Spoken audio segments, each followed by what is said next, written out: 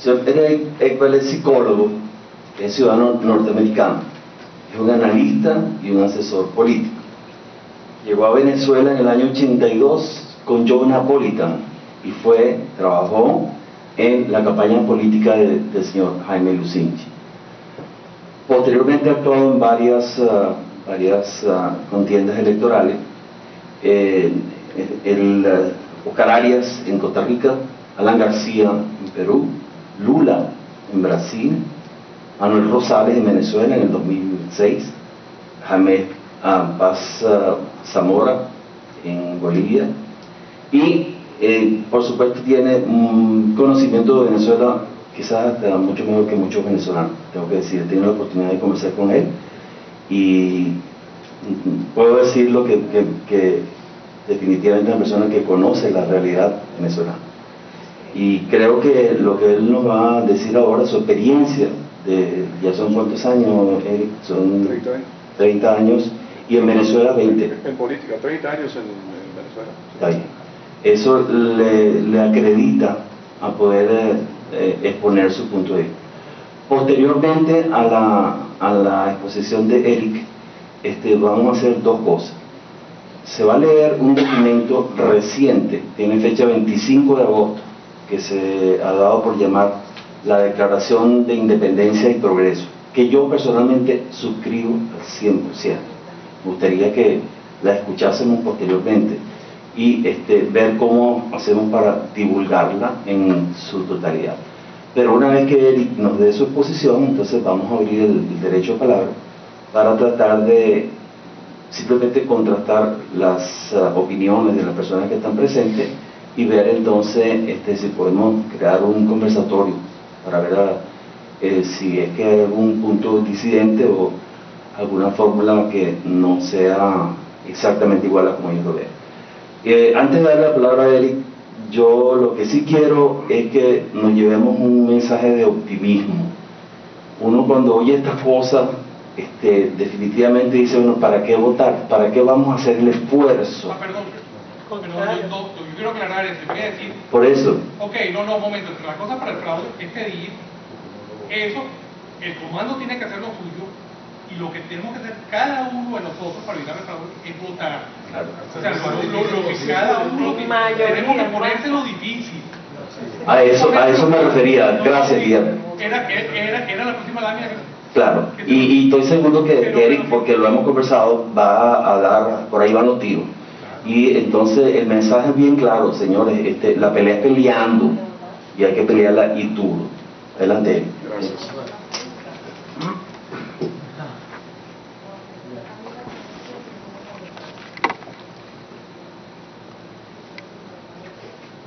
Buenas tardes, muchas gracias. Cuando yo escucho a gente con un mensaje polémico o que quieren difundir un mensaje, yo siempre me pregunto de dónde vienen ellos, cuál es su historia, qué les motiva, ¿no? Y de cierto modo Guillermo ha tocado eso en términos de su periplo, su experiencia académica y política en este asunto. El mío, como asesor político, que ha sido mi oficio durante la primera campaña fue en el año 74 en Alaska, yo empecé a abrirme los ojos sobre el tema fraude en el año 2006, 2005, 2004, porque quienes estuvimos en Venezuela en el 2004, que votamos en las elecciones, yo no voté, que votaron en las elecciones, porque no soy venezolano, del referéndum, sintieron unas corrientes de victoria en el aire. El carómetro, ¿no?, de cómo medimos así el ánimo del oficialismo, estaba así esa noche. El carómetro de los dirigentes opositores estaba así, había mucho optimismo en la calle, una sensación de victoria muy clara. Yo conozco a Doug Schoen y Mark Penn de la empresa Penn, Schoen and Berland, quienes hicieron el exit poll, la encuesta a boca de urnas, en el 2004, y ellos absolutamente eran tajantes. Él sí ganó, él no perdió. 59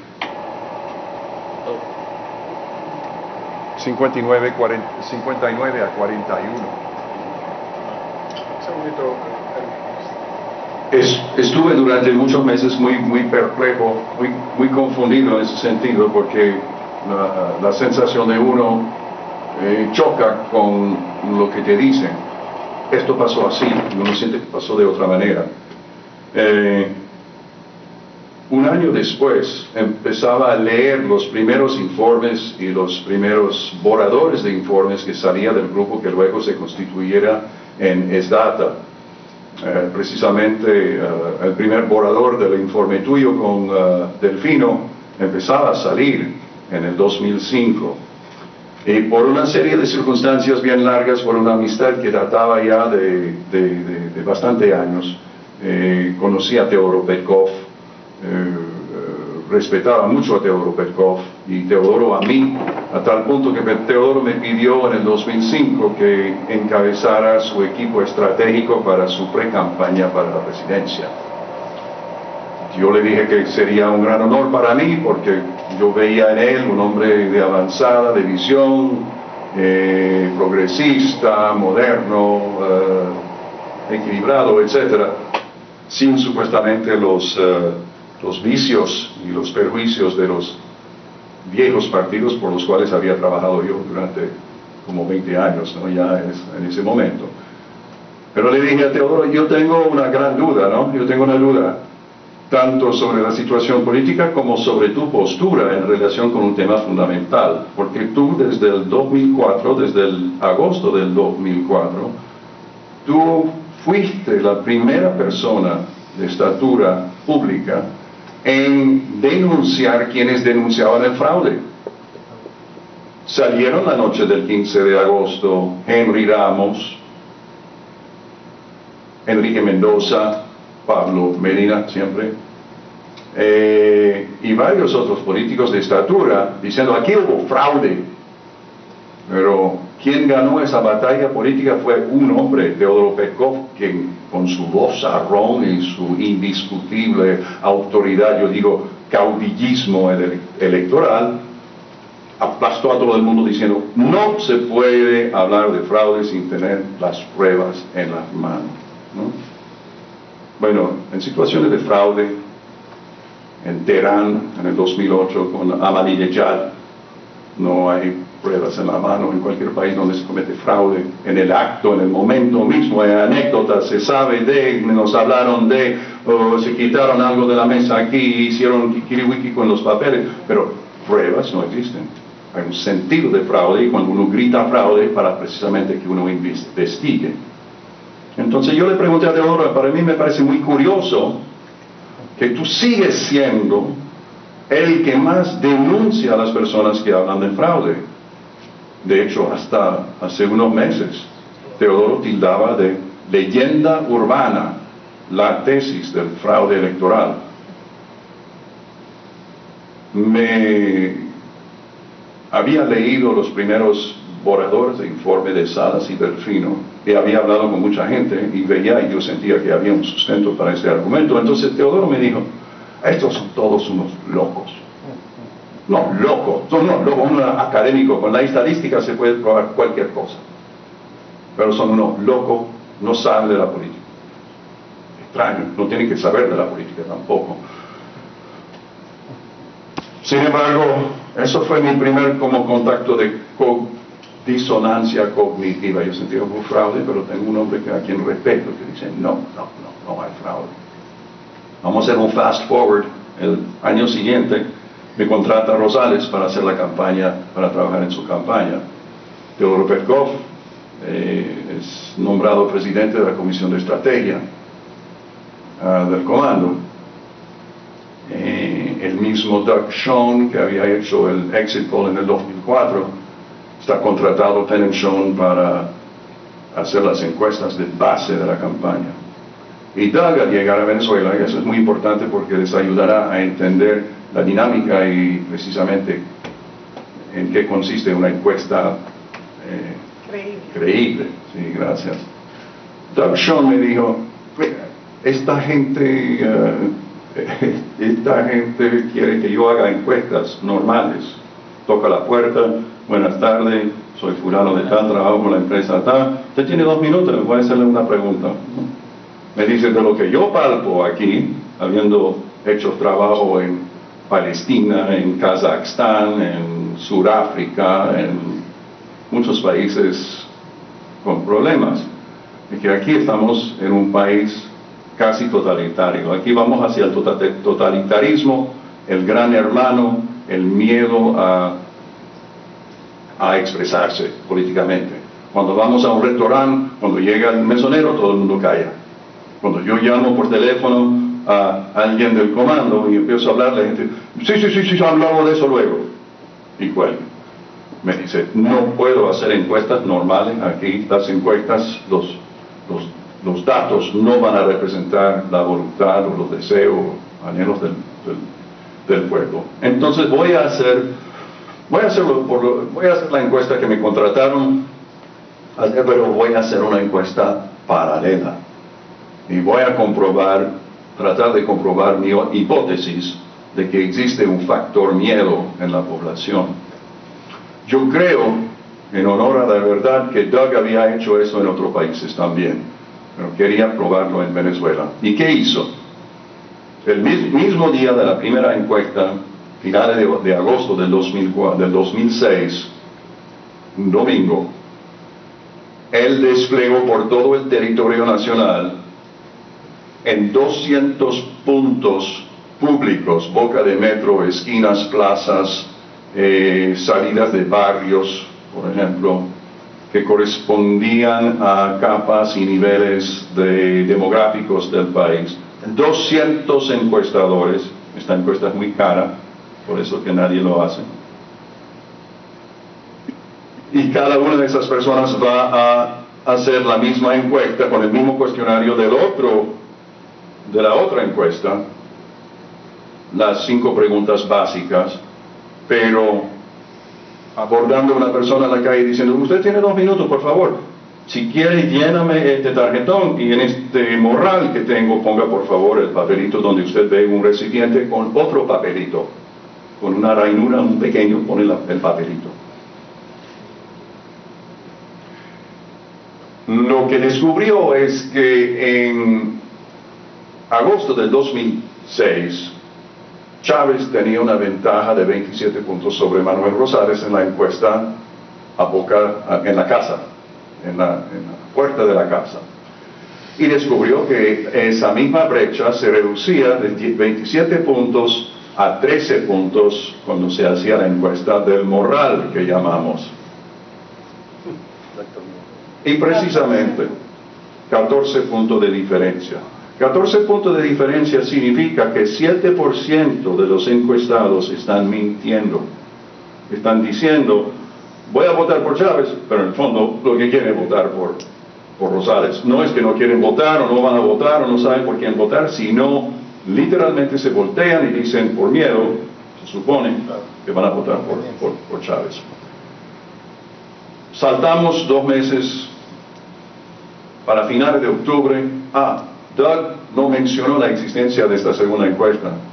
Simplemente hizo su presentación, usted tiene una desventaja de 27 puntos, y esos 27 puntos estaban reflejados en las encuestas de Keller, las encuestas de Data Analysis, más o menos de todo el mundo.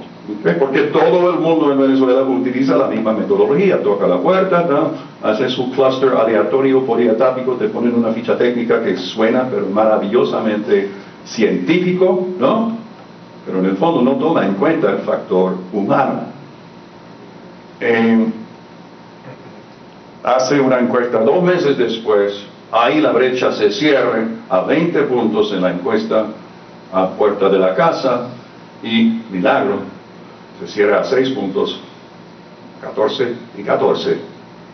Comprobó su hipótesis y se dio cuenta que en el fondo Manuel Rosales tenía una desventaja de 6 puntos frente a Chávez a 6 semanas de las elecciones. Y en ese momento él devela la existencia de la segunda encuesta. Él hace una presentación a Eliseo Fermín, Aristides,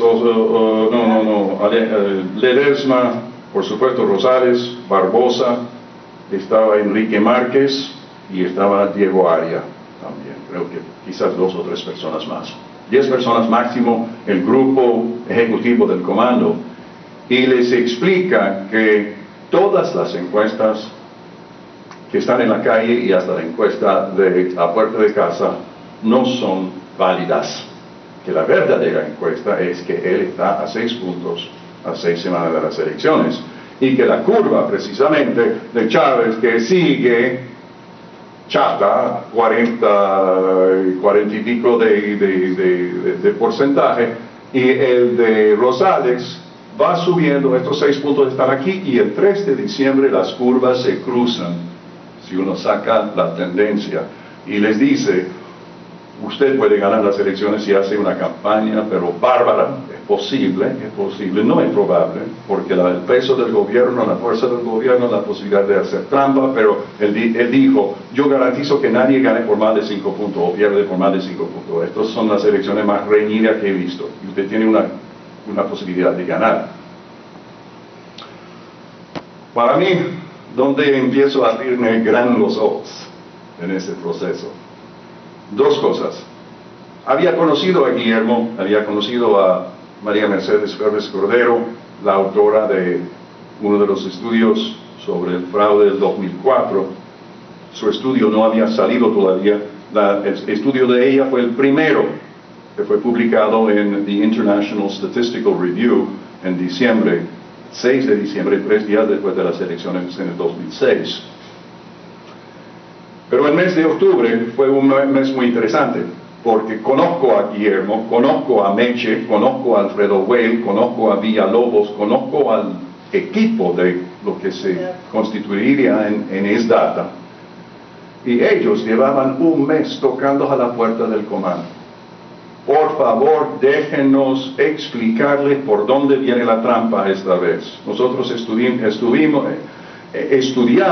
el fraude del 2004, sabemos, como dice Guillermo, el fraude es un virus en mutación constante.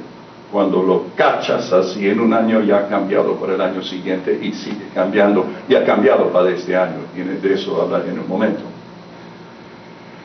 Llevamos un mes tratando de entrarle y llegarle a Barbosa y llegarle a Manuel Rosales, y nadie nos quiere escuchar, porque tenemos aquí dibujado, aquí tenemos 170 centros electorales, centros de votación en la área metropolitana de Caracas, que son centros que llamamos eufísticamente de alto riesgo, que significa centros donde no entra ni sale nadie, pero salen 88% de los votos para Chávez, ¿no?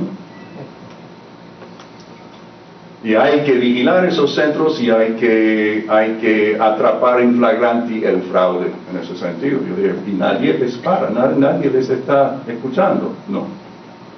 Yo hablé con Omar Barbosa, a quien conocía muy bien porque había hecho su campaña para la gobernación de Zulia en el año 95.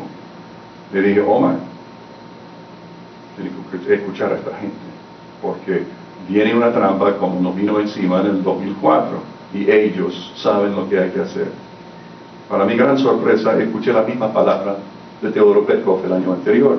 Ay, no le para bola, esa gente son unos locos, no, académico, loco, no tienen los pies sobre la tierra, no saben cómo funciona la política, están en otra cosa, Eric, no le para. Pero, ¿qué te cuesta escucharlos? No tenemos tiempo, estamos en campaña. Acudí al amigo Diego Aria, que formaba parte del plano mayor del comando. Le dije: Diego, yo no tengo la palanca suficiente para que Omar me escuche, por favor intervenga en este proceso. Y Diego torció brazos en el comando, y por fin les dieron, media hora, creo, para hacer una presentación. Hicieron la presentación en 15 minutos. Así, señores, están los puntos de peligro, lo que necesitamos son 2 personas por cada centro, son 340 personas, nosotros no tenemos, no le estamos pidiendo dinero, váyanse ustedes, constaten ustedes lo que está pasando ahí, de ahí a la trampa, y es ahí donde vamos a impugnar los resultados de estas elecciones. ¿Preguntas? Ni una pregunta. Ninguna pregunta. Muchas gracias, señores, y ya, salieron así como totalmente confundidos. Nadie entendía nada. Yo pregunté a Omar luego, ¿qué pasó? Entonces vamos a armar, vamos a protegernos. No, eso no. A mí me pareció extremadamente raro. A mí me produjo otro ataque de disonancia cognitiva, es decir, entre lo que uno siente y el conflicto con lo que le dice uno, ¿no? Las creencias versus la víscera, ¿no? Una semana después, para mi gran sorpresa porque soy ingenuo, de cierto modo, yo sigo creyendo en la gente y creo que la gente, en el fondo, la gente es buena, hasta que me comprueba que sea mala, ¿no? La semana siguiente, el 10, 12, 15 de noviembre, escucho a Teodoro Petkov en un programa de Carlos Croes, cuando Carlos Croes le pregunta, ¿cómo van las elecciones? ¿Cómo va el candidato? ¿Cuáles son las posibilidades de ganar? Teodoro Petkov dice, Carlos, muy difícil, una brecha insuperable. Lamento decirte que va a ser muy, muy difícil remontar la cuesta. Chávez tiene una ventaja, pero insuperable. Y en ese momento es donde yo empecé a coger así como frío. ¿Quién es quién aquí? ¿Quién trabaja para quién? El candidato es el candidato de verdad. Omar Barbosa de verdad quiere que su candidato gane. ¿Quién está encompinchado con quién? ¿No?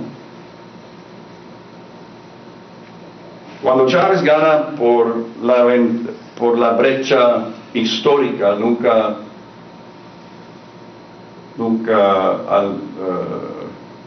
alcanzada de 27 puntos, el 3 de diciembre, en ese momento me declaro en franca rebeldía y sigo con cierta sorna tocando la puerta de Omar Barbosa diciendo, entonces Omar, ¿tú no quieres saber sobre el fraude?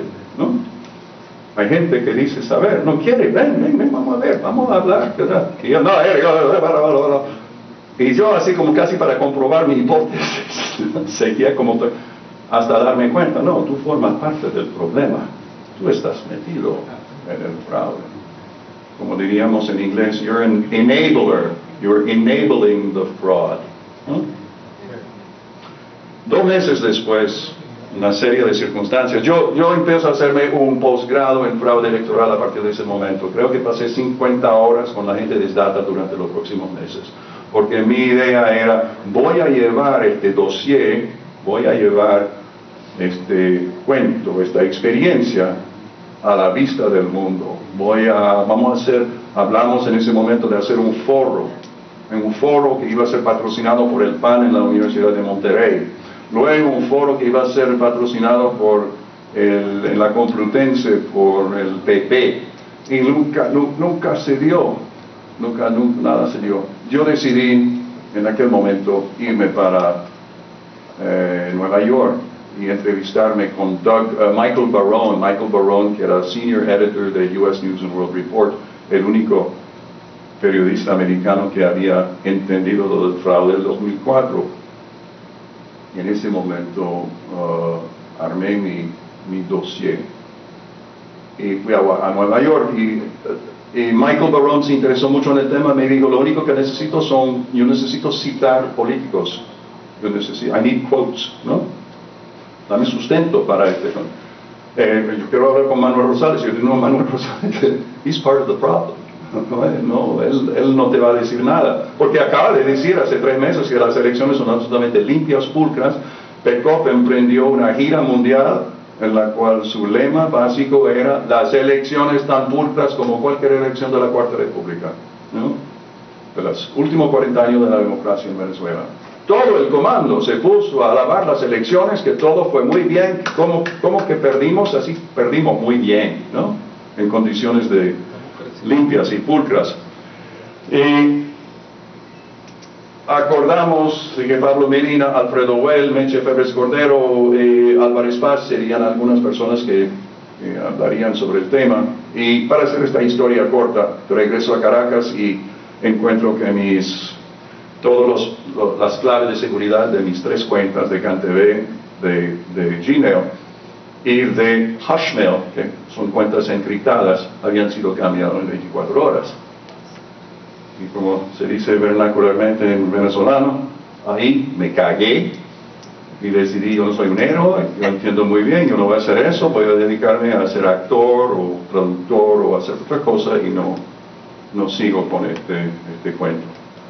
Más o menos en ese mismo momento, y aquí es donde estamos entrando en la parte muy fea del cuento, es la primera vez que lo cuento públicamente, aprendo de 2 fuentes. Uno, un oficial de la DIM, y otro, un corresponsal extranjero, que ya no está en Venezuela, que se fue unos pocos años después, que era conocido como la fuente, como el periodista extranjero más avispado y más atrevido.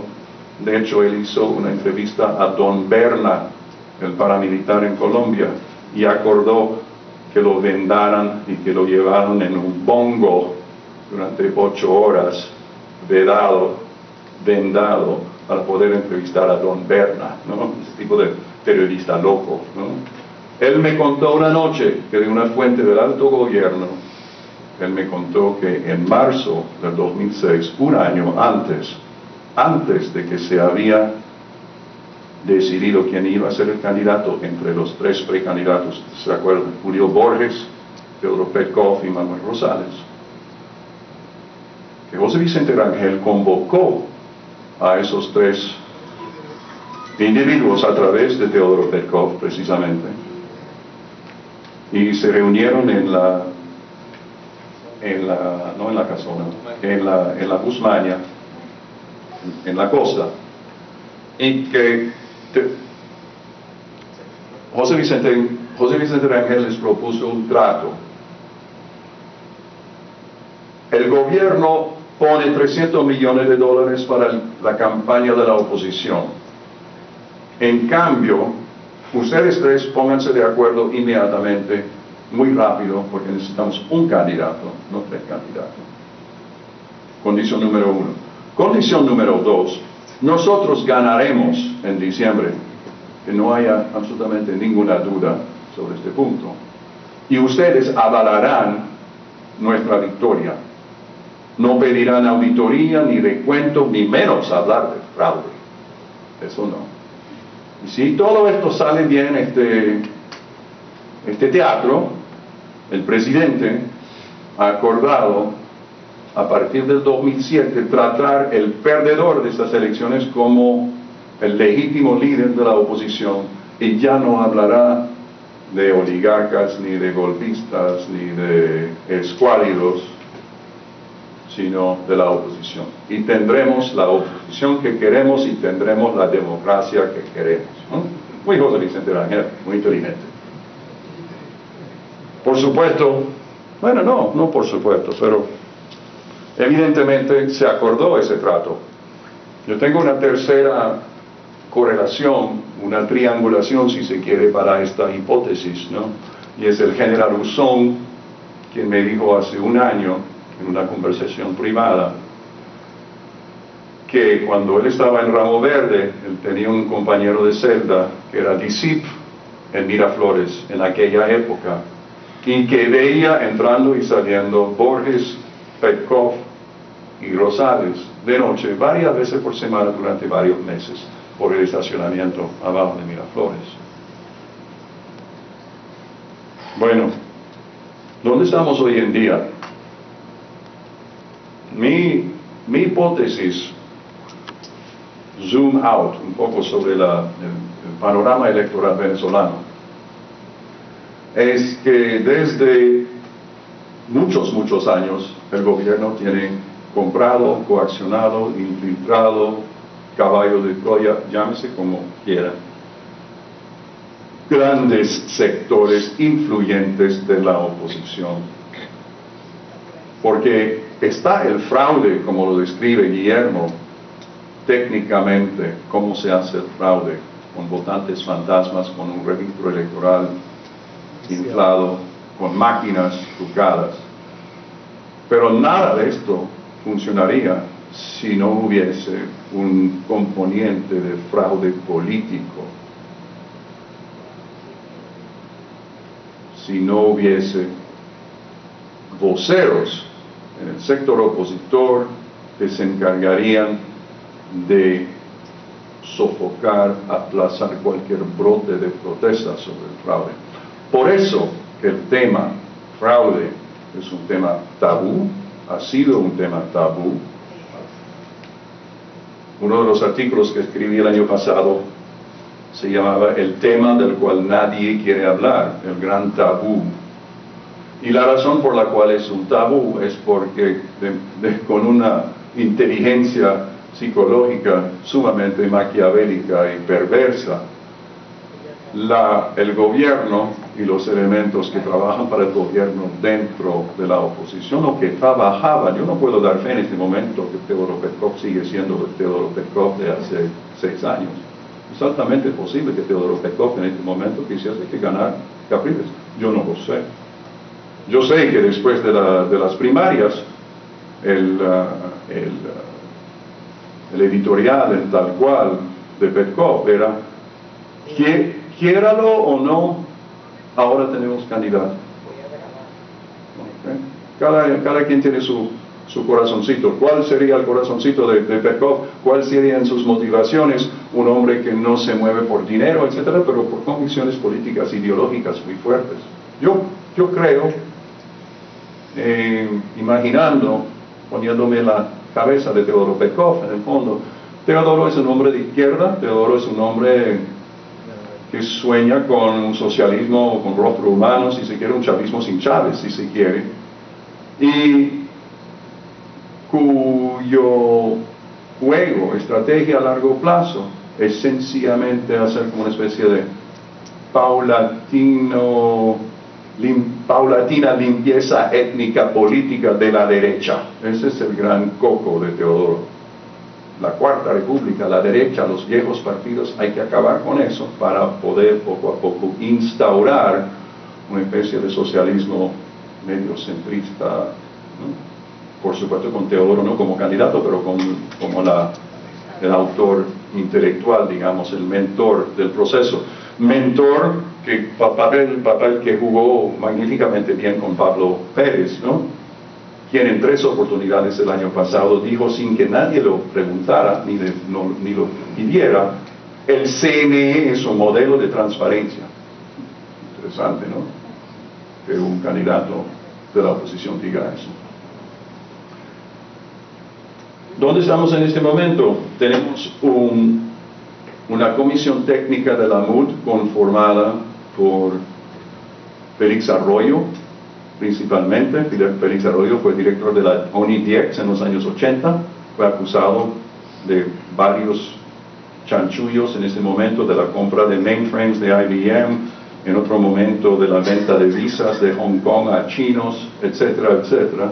Un hombre de Acción Democrática, un hombre de confianza de Alfaro Ucero durante 20 años, que de repente se encuentra en un papel estratégico en el año 2003 como director del registro electoral en el CNE, ¿no?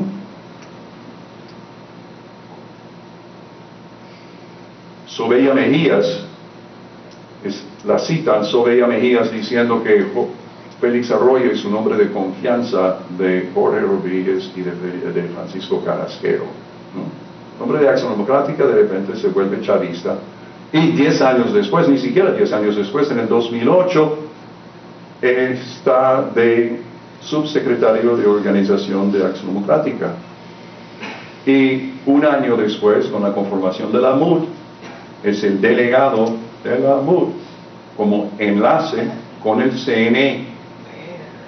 El mismo hombre que, si no fuera el autor intelectual o el ingeniero del fraude del 2004 fue por lo menos el carpintero, el obrero.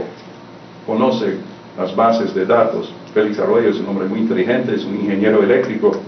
Empezó en la informática con COBOL y BASIC y Fortran y los software de los años 60, del año PU. Félix Arroyo sabe exactamente cómo se operó el fraude en 2004. Félix Arroyo sabe exactamente, estando en el 2006 en el CNE, director del SAIPE, que como el SAIME, en ese momento, cómo se hizo el fraude en el 2006. ¿Por qué Henry Ramos lo nombra subsecretario de organización? Dos años después, bueno, es como decimos eufemísticamente, inexplicable, ¿no? Busquen sus razones, ¿no? Pero el hecho es que Félix Arroyo en las elecciones del 2006, 2007 y 2008 por parte de la oposición, 2008, 2009, 2010, etc., Félix Arroyo como delegado de la MUD para negociar con el CNE, los testigos, los miembros de mesa, etc., es la persona que pone y quita testigos. Por eso que en el año 2006 se hablaba de que había solamente 60% de testigos en las mesas, pero dentro del comando sabíamos que había solamente 30, 25, 30%, ¿no? Fácil con la 75% de las mesas desatendidas robar las elecciones, ¿no? Mi tesis no es como una tesis, es simplemente subrayar que nosotros tenemos que entender que aunque haya gente de buena voluntad, gente de menos buena voluntad, o los oportunistas de buena voluntad, quizás de siempre, en la MUD está podrida de personas en el fondo que están trabajando en contra de Enrique Capriles. Quizás en su fuero interior gustaría ver un demócrata como presidente. Chávez no es hombre a nadie que no sea chavista en el fondo, ¿no? Vicente Bello quisiera que Chávez sea presidente para siempre, no. Pero yo me imagino que Vicente Bello está siendo suficientemente bien remunerado para quizás pasar por encima de sus preocupaciones y su conciencia. Hay muchos que han vendido o alquilado su conciencia en este proceso.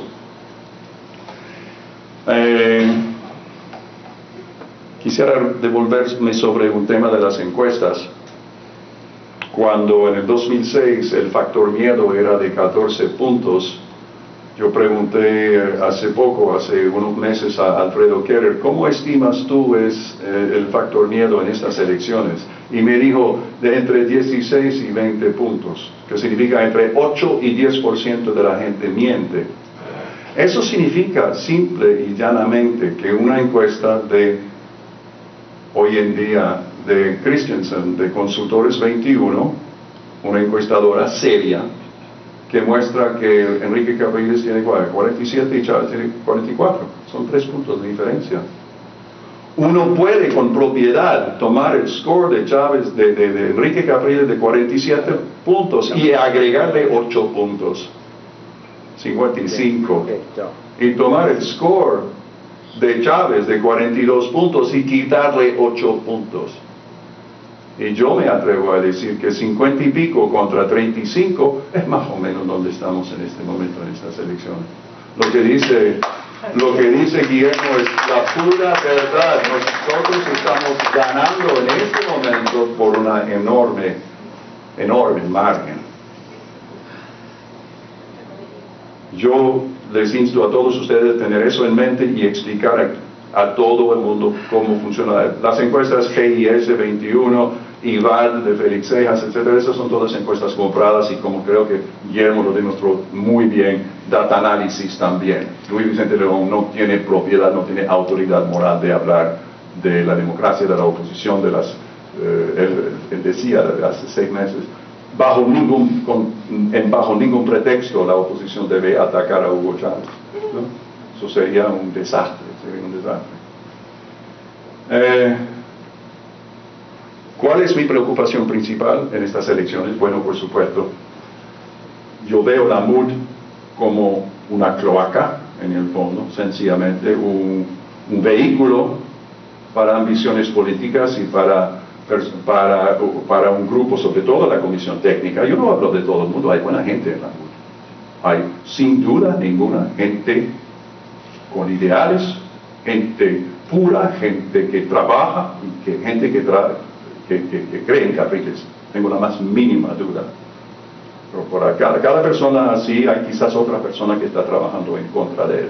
Y ahí pongo Henry Ramos, ahí pongo Omar Barbosa, sencillamente las cabecillas, digamos, de los partidos. A los niveles medianos de los partidos hay gente que está trabajando para Capriles, vamos a estar claros. No estoy condenando completamente todo ese sistema.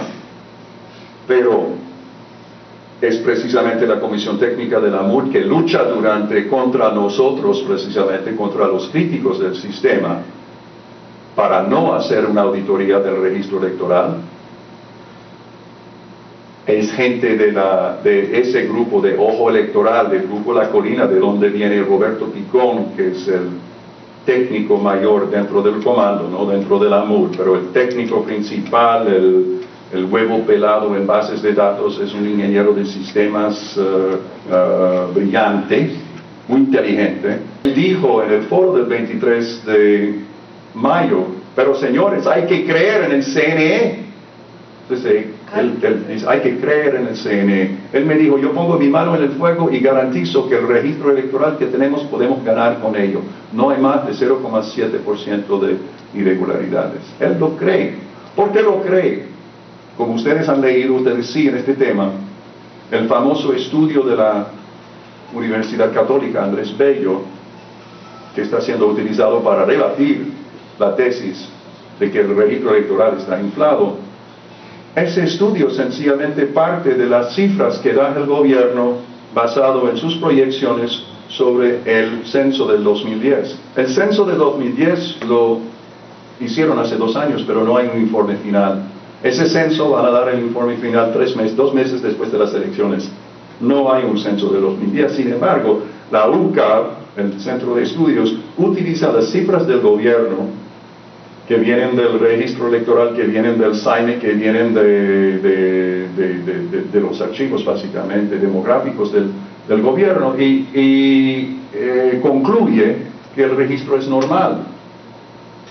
Cuando todo el mundo sabe que el gobierno miente cuando habla de alfabetización, cuando habla de nutrición infantil, cuando habla de crecimiento, cuando habla de inflación, ¿por qué creer que las cifras demográficas del censo van a ser cifras también representativas? Sobre todo cuando el registro electoral es la joya de la corona, es el instrumento por el cual se puede ejecutar un fraude. Todo está al servicio del jefe, todo está al servicio de Chávez. ¿Por qué no falsear las cifras?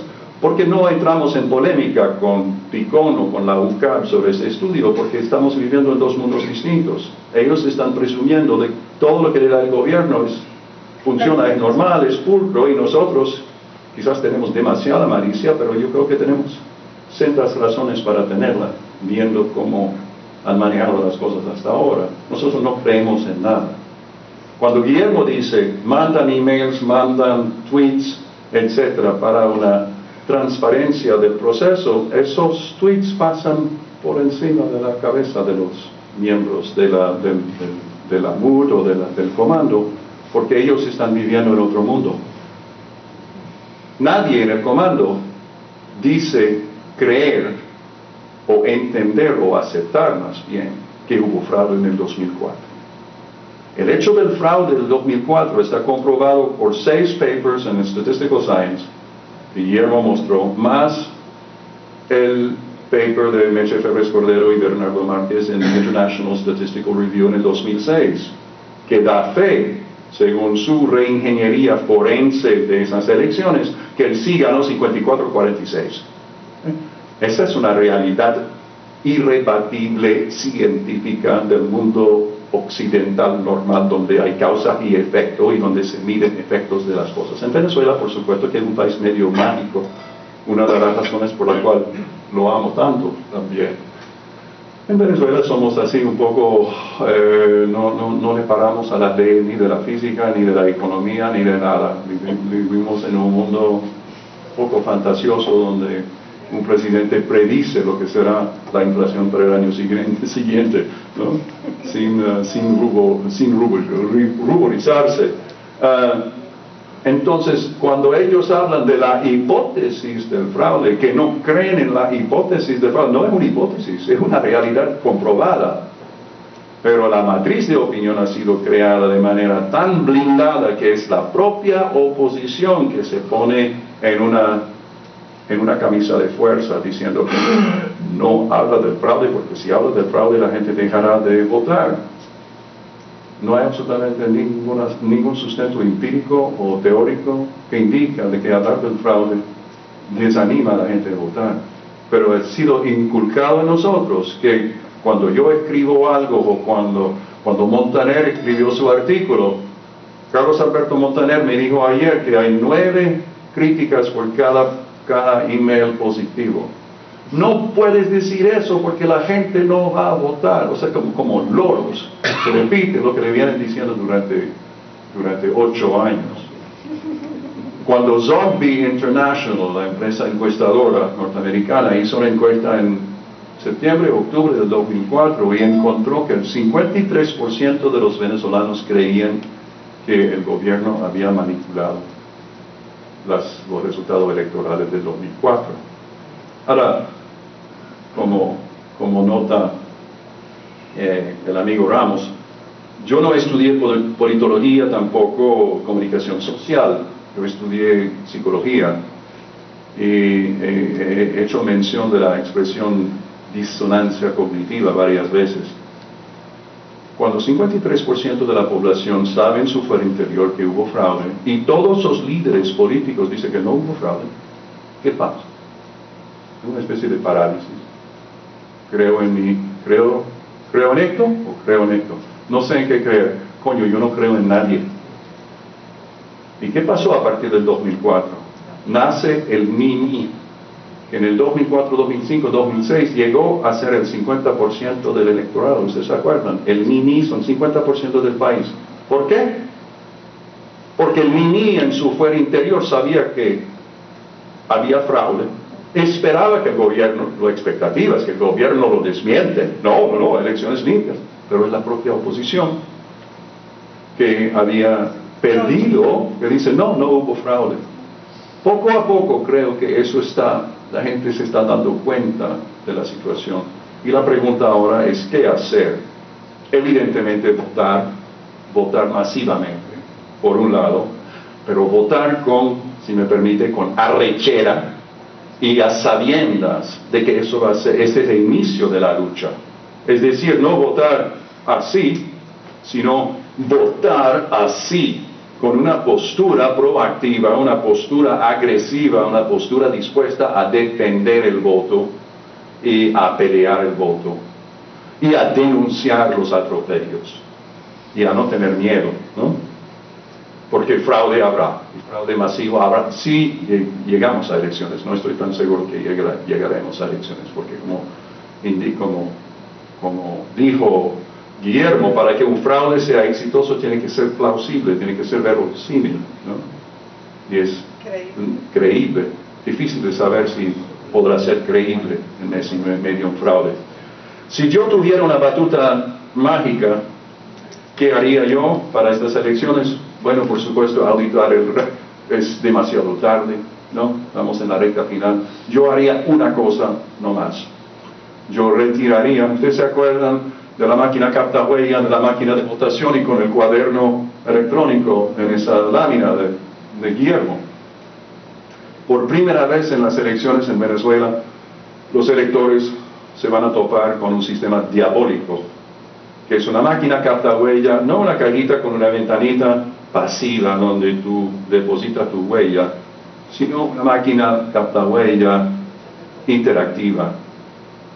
Llegarás a la mesa de votación, te preguntarán, ponga por favor su número de cédula en esta máquina, ponga su huella contra la ventanita y ahí, milagro, sale tu nombre con tu foto.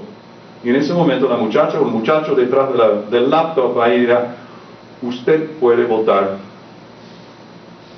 Y aquí hay una máquina de votación. Y aquí hay un cable visiblemente conectando la máquina de votación a la máquina capta huella. Con tu foto. Con tu foto. ¿Quién sabe? ¿Devela el secreto del voto? ¿No devela el secreto? Es una caja negra, yo no sé, yo no puedo dar fe de esto. Mario Torre da vueltas por el país frenéticamente con un PowerPoint de 25 láminas incomprensibles, hablando de randomización y de y muros chinos entre esto y el otro, y sistema que yo no entiendo. Si yo no lo entiendo, ¿cómo voy a entender 80% del país, ¿no? O creerlo, para convencernos que el sistema es inviolable, imposible que sepan para quién votaste, ¿no? Pero ahí está el cable, sin embargo. Y los votantes van a ver esa configuración por primera vez. Nunca lo han visto, lo van a ver por primera vez en estas elecciones. Ahora con el simulacro, creo que lo están ablandando. Creo que están utilizando el simulacro precisamente para prevender el miedo, de cierto modo, ¿no? Porque se han dado cuenta de una cosa terrible. Y la cosa terrible es que el comando ha estado recibiendo, yo diría casi sus órdenes de la Comisión Técnica de la MUR. No protestas contra la máquina capta huellas. Lo que tenemos que hacer es una campaña de concientización. Tenemos que convencer a los venezolanos que esta máquina no devela el secreto del voto. Well, good luck, ¿no? Las elecciones, la última encuesta que hizo hace 2 meses, en junio, Greenberg Quinlan Rosner, que es la compañía encuestadora del comando de Capriles, descubrió que el 63% de los electores creen que su voto no será secreto. Y cuando uno tiene miedo, así, no hay ninguna campaña que te va a convencer de lo contrario. Sobre todo cuando el gobierno, institucionalmente, en sus canales y también en Globovisión y Televen y Venevisión y en todas partes, está mostrando cuñas institucionales de la misión vivienda, de esta misión, de la otra misión, diciendo, yo recibí mi casa.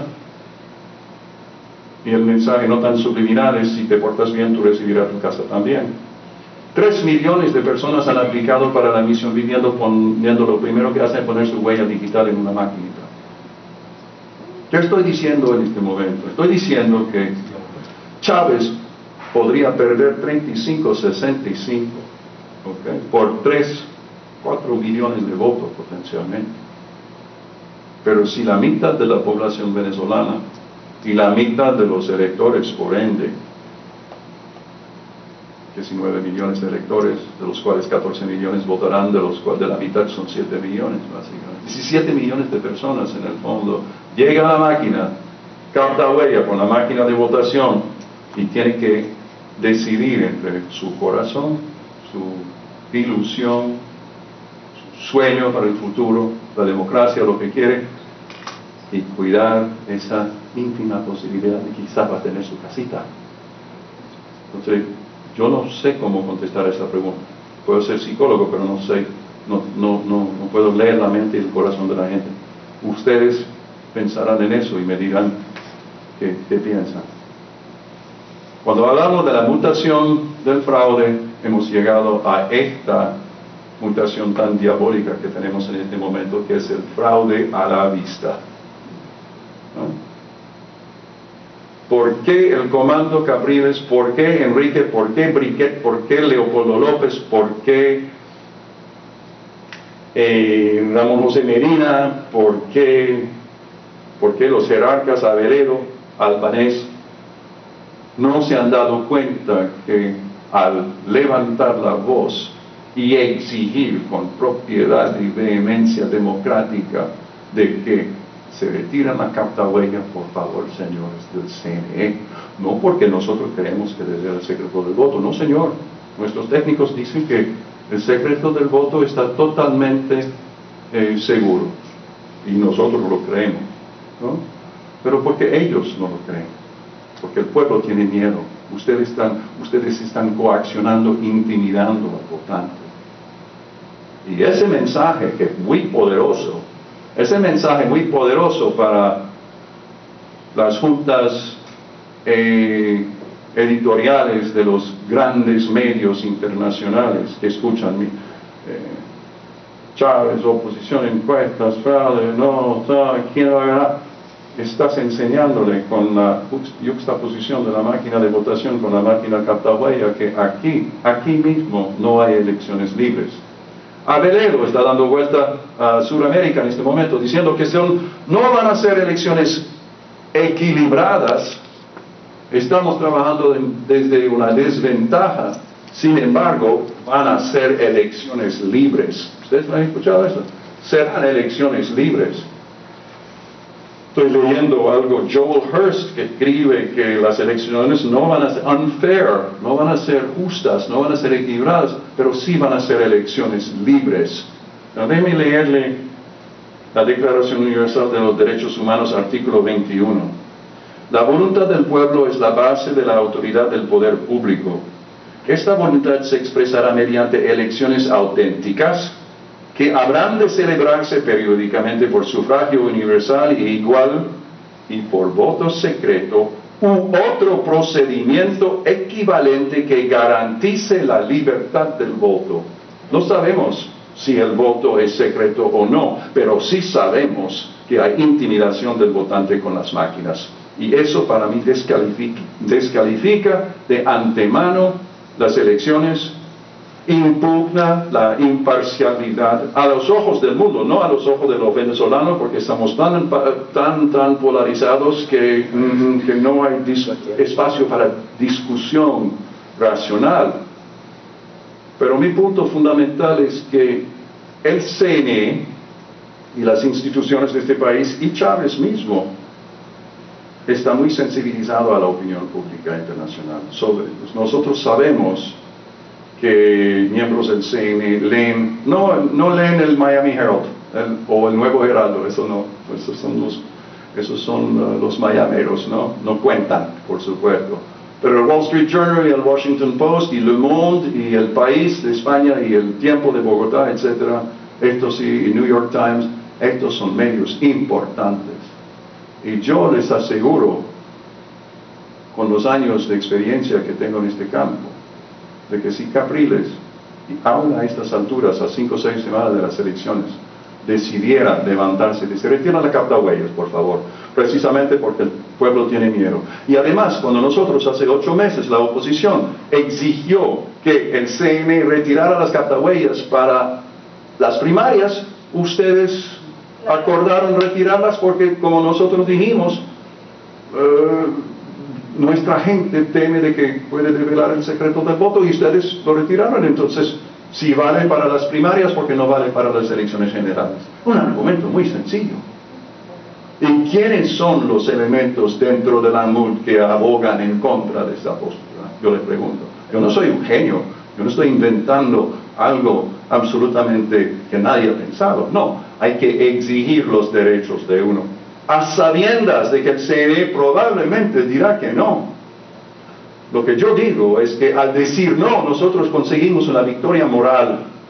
Nosotros demostramos al mundo entero y al país entero que el CNE está abiertamente, totalmente sesgado y no tiene autoridad legal o, según lo que significan elecciones auténticas, manejar estas elecciones. Y de ahí se pueden impugnar los resultados.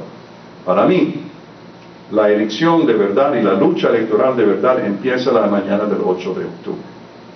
Como pasó con Fujimori en el año 2000, tuvo que esperar meses para que, Toledo quiero decir, para hacer valer en el fondo la tesis del fraude en esas elecciones. No tengo más. Muchas gracias.